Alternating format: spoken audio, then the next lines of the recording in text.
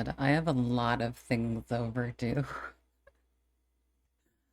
including this video. I guess it's a bit overdue. It's only overdue by a day. But I also wanted to touch base on Chainsaw Man, but that'll be in a different freaking video. I just witnessed some cinema with Corpse Factory. That's going to be my ad for all of these. I'm totally not sponsored, but at the same time, I really enjoyed it. But speaking of cinema, we have Dandadan. Welcome back. It's been a bit. Sorry for the delays. I am just trying to pick myself back up with the motivation. Again, the big motivation is making sure that I get a video out just before the next chapter arrives. I never want them to really overlap or anything. But we'll see. We'll see. I might fumble. I haven't fumbled in basically a year, so we'll keep it up. More than a year actually. But anyway, speaking of fumbling, I'm kidding. I'm kidding. Aira and Okarun. Aira and actually even Jiji and Momo. And this is a really interesting situation where now we're seeing Momo get back to her regular surroundings. She's interacting with her friends. She's interacting with her besties, friends, her two, I forget their names, but their Garu group, right?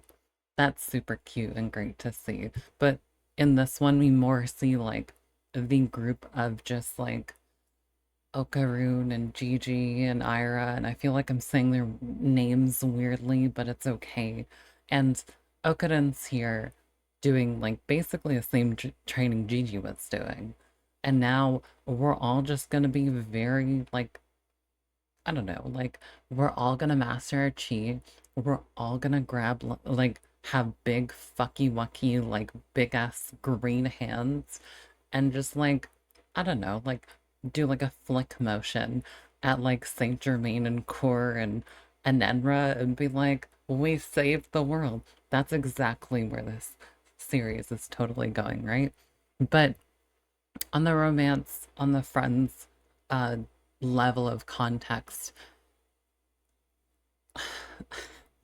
I I wonder where this is going. And we see it, I was wondering where this is going. And we see with Okarun, not only is he practicing for chi, I think there's a level of just kind of that manning up sort of thing and being able to stand up for Momo and all that sort of stuff. Since this is there's sprinkles of growing up and like going into adulthood with competence, and I'm explaining this really horribly because I'm saying this on the spot, but maybe you know what I mean, okay? Ever since that one TikToker went into the fact that Dandadan is reclaiming some stuff as they grow in puberty and all that sort of thing. Great metaphor for what's going on here.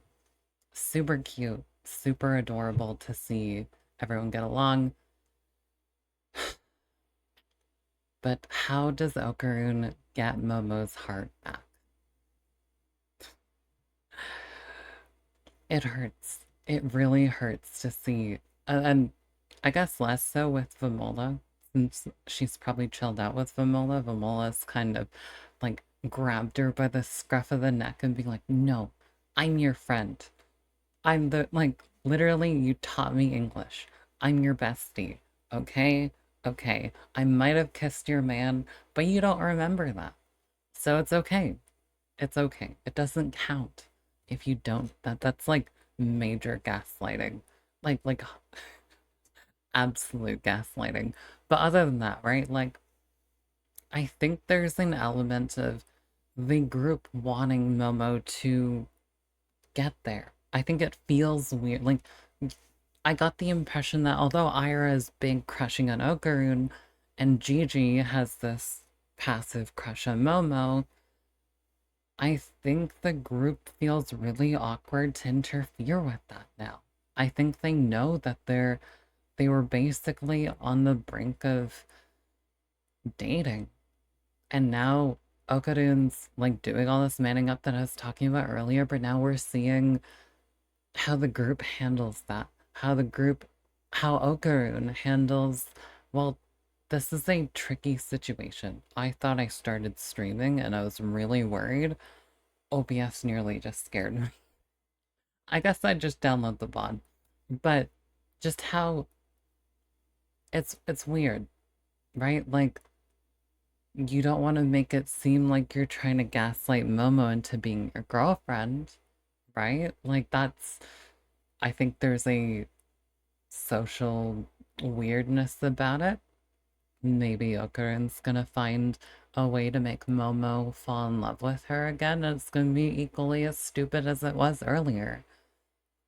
But at the same time, it should be like remembered that she did like fancy Jiji at some point, albeit ages ago, right? And since then, the shoe's been on the other foot. But these social dynamics are the most interesting part to me. Honestly, these two like past chapters have been really nice. I think seeing Team Enenra, Kur, and Saint-Germain, great. And then now we're seeing what's happening on the other side, amazing. I think I like this direction. I think I also just missed a lot of slice of life where, I don't know, like we weren't in immediate danger. And obviously we're gonna go back to that soon, but just breathe it in. We've got a slice of life manga for maybe at least two more chapters, maybe at least one. And I am looking forward to it. I at least I can say that.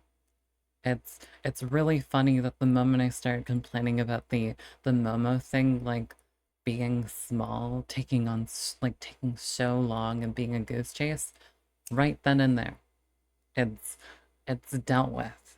It's like they know. They're like it's been a fucking year or whatnot.